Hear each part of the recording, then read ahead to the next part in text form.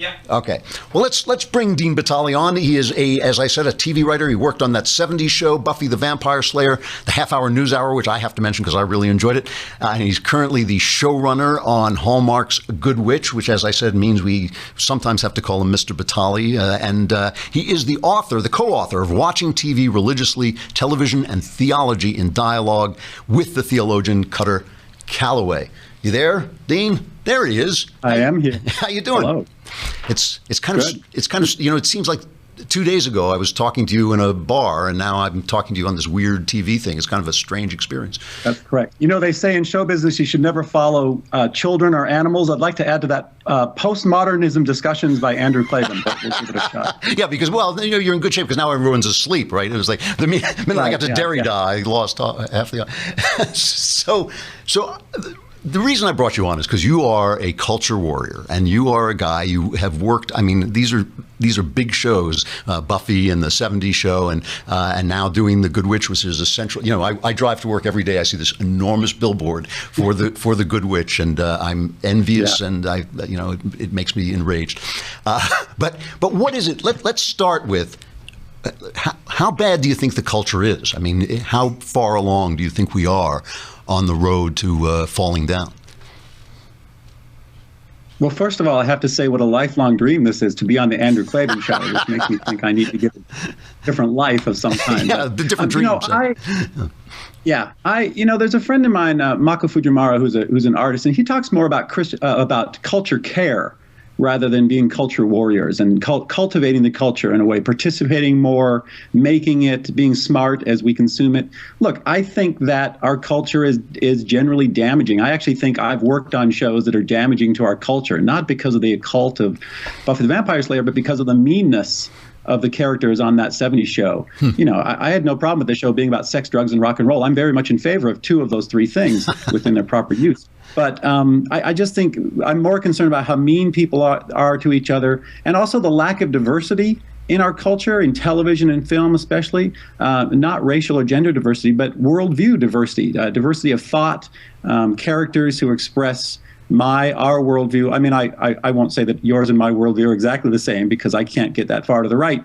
But, there's a part of me that wants to see people like us, discussions like we have in bars and at our homes, on television, in fiction, in film. You were talking about Blue Bloods the other day and how they were doing something about gay marriage, I think, and you never had the actual argument that would have been on the other side, which is what makes great drama and great television, great film. So that's what I miss, is seeing people represented like us. I mean, I came to Hollywood. I'm Christian. I came to Hollywood because I wanted to see Christian characters represented. And that's my frustration with the culture, is we don't see that diversity. So I think, and I'm not sure it's getting better or worse in terms of, I feel like it's actually getting farther away. I feel like we're getting kind of even more pushed off the airway. Well, how bad is it on the inside? People on the right are always just feel that Hollywood is the enemy, that they hate them, that they're out to get them and all this stuff. True or false? Maybe. A little bit. I don't know if they're out to get us so much as they have no idea who we are and are very suspicious of us. I hate to praise Ben Shapiro on your show. Yeah, really, but his please. His book, Primetime Propaganda, was really great investigative journalism that really, when you have the showrunner of Friends saying, I don't know why a conservative would want to write on this show. And I'm thinking, well, for the hundreds of thousands of dollars that I could then donate to conservative causes. But there's just a lack of understanding of who we are, why we would want to be engaged. Their assumptions about people of faith and conservatives. The basket of deplorables comment is what most people in Hollywood that I've met feel about conservatives. And again, it's not because they're evil, horrible people. They might be, according to you, but it's because they don't really know many of us and don't have conversations with us. So I've been in the writers' rooms and I get told things like, I'm so glad I know you because now I know that all Christians aren't freaks. And I'll be defending, a conservative point of view or a religious point of view that just isn't defended if I'm not there. I mean, I think I do believe that most of the people in Hollywood that I meet are really lovely people, but they have never met anybody like either one of us. But I mean, you have something like this, The Last Man Standing got canceled, and people on the right went nuts. And I thought, how much of that is an economic decision? Because the show was a hit, and how much of it is political? Look, it might be 10% political. Okay. It's really more economic. There's a weird phrase in it's a 20th Century Fox produced show on a Disney-owned network. And by the time it got to season 6 or season 7, the contract clicked in so that Disney would be paying the entire production fee for the show. So basically, Disney is printing money for 20th Century Fox. That's what happened. Look, the thing that's more, whether Hollywood is run by economics or worldview, and I do think that it's run a little more by worldview, the problem is that nobody in Hollywood ever goes to a party and hears these words. Oh, I love Last Man Standing. My family and I watch it all the time. They're talking about Modern Family or other shows, and they want affirmation. This is just high school for rich, angry, smart people. We just want affirmation for who we are because our mothers didn't love us enough and we didn't get kissed enough in high school. I always try to explain this to conservatives that artists work for love, and they kind of, they think like love, is there a dollar bill with that, because most people don't. Yeah. The other side of that story is that The Real O'Neills got canceled at the same time that Last Man Standing did. And The Real O'Neills was one of the most anti-Christian, anti-conservative value shows on the air. And now that's gone. So I celebrate that more than I'm upset that Last Man Standing is fair off enough. After. So now here, this is the part where we get a little bit into the high weeds, because one of the things that always bothers me in talking to my fellow Christians about the culture is I think, well, what would you like to see? I sometimes get the feeling they want to see a world of G-rated films where nobody really has sex and where everybody who has sex gets punished, where the Christian is happy and the non-Christian is unhappy, and they want to see a world that in no way reflects the world that I see in front of me, which simply is not art. I mean, I say this because of all these movies that Christians love, like God Is Not Dead and the War Room and all these films that make a fortune no matter how badly they're made. And so I guess what I want to ask you is, what does your end game look like? If tomorrow you could wake up and think, oh, Dean, you won the culture, what would that culture look like? Well, I've already won the culture because I'm on the Andrew Klavan show. So that's sort of. Well, you've won life. That's certainly winning life. Yes. Yeah, right. No, it's seeing characters. Look, I've said this before. I'd like to see as many Christian characters on television as there are gay characters. And actually, we're starting to catch up. But what we don't have is actual lead characters. So I want to see characters. Look, I think Hacksaw Ridge and Silence are really interesting. And that's the kind of movies that I'd like to see made. Christians who actually utilize their faith, not are arguing about things and standing the grounds, but actually living out their faith as happens in Silence and Hacksaw Ridge. It's happening on TV shows like The Americans, where the daughter is Christian. It would happen on a show called Rectify, where a guy actually got baptized, was trying to be a better person. That's what I want to see.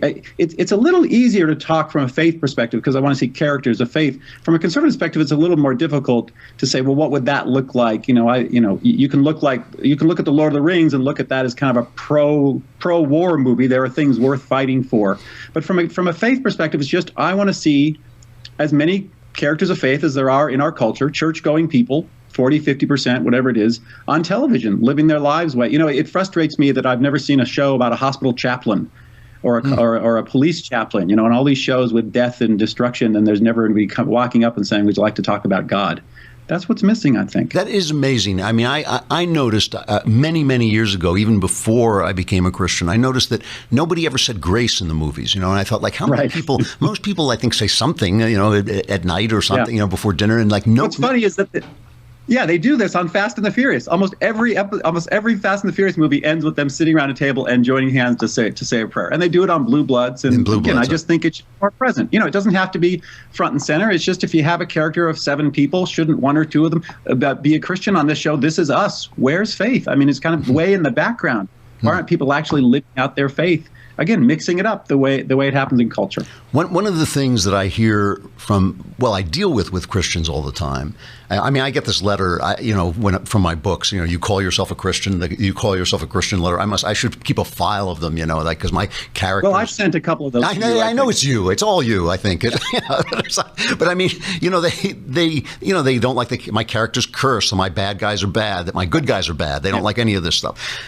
And one of the things they say is, well, if we speak in the culture such that we reach the people who need to hear us, don't we also degrade ourselves at the same time? They feel like they're in a dilemma that they become the culture. If we have a Christian singer who dances around scantily clad like Ariana Grande, aren't we essentially debasing ourselves even while we're reaching more people? I mean, do you have an answer to that? Is there something?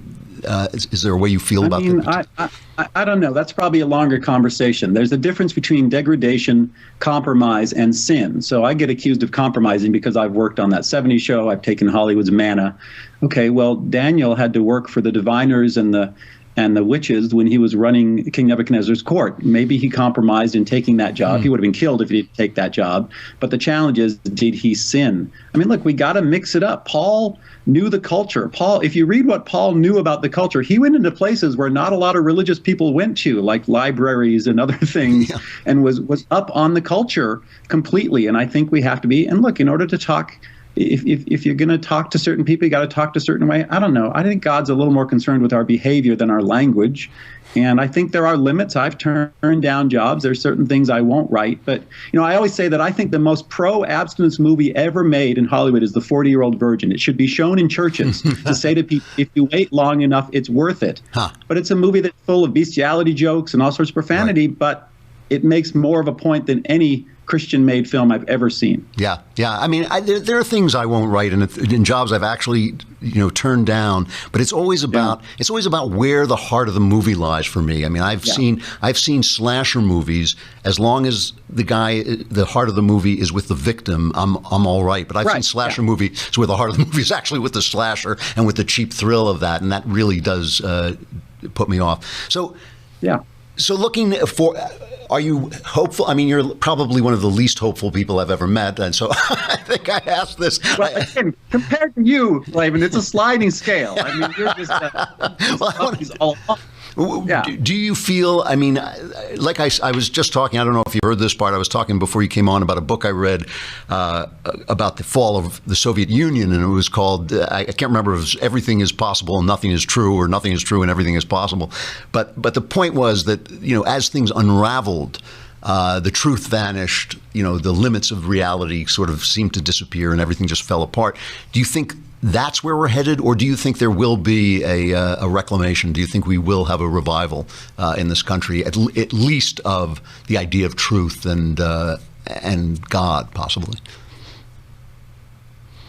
Boy, I don't see a lot of evidence for it, but I guess that shows me to be the pessimist I am. Tolkien said, by birth I'm a pessimist, but by conviction an optimist. And now do I win a prize for quoting Tolkien on the Andrew Klavan show? Yes, you do. But, I'm forced to be optimistic about that. I also see where humanity, and if I look at where I think the Bible says we're heading, I'm not so optimistic on that level. I am optimistic that more people of faith and more people of more conservative and libertarian worldview are looking at Hollywood as a mission field or a culture place to be, to cultivate, to care for culture. We need more people there.